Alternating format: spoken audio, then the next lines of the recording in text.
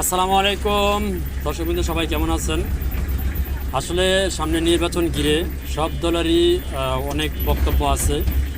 জনাব তারেক রহমান তিনি নিজেও অনেক বক্তব্য দিচ্ছেন, মাশাআল্লাহ অনেক সুন্দর কথাগুলো ভালো লাগছে। তবে একটা কথা আছে যে নির্বাচনের আগে নেতায় কথা দিয়েছিল, এখন নির্বাচনের পরে কথাগুলো রাখবে কিনা, যদি রাখে তাহলে অবশ্যই আলহামদুলিল্লাহ ভালো।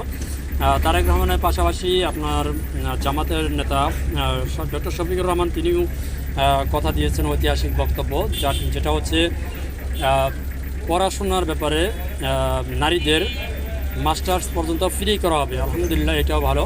ইভেন কি গর্ভাবস্থায় যদি কোনো নারী গর্ভাবস্থায় আর কি চিকিৎসাধীন অবস্থায় মানে চিকিৎসা ফ্রি করা হবে, আলহামদুলিল্লাহ এটাও ভালো। ইভেন এনসিপি নেতারাও ভালো বক্তব্য দিচ্ছেন, আলহামদুলিল্লাহ।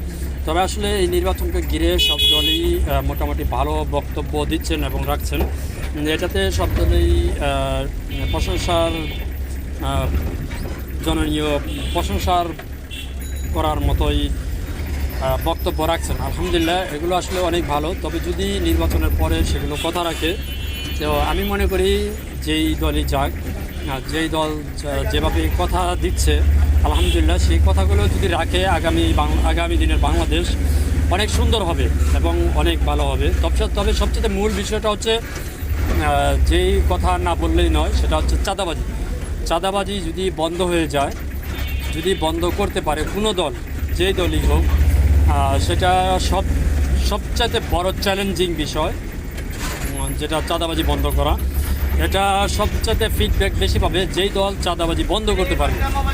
তো ইনশাল্লাহ আমরা নির্বাচনের পরে দেখতে পারবো আসলে কার বক্তব্য ঘিরে কার বক্তব্য কথা রাখে না।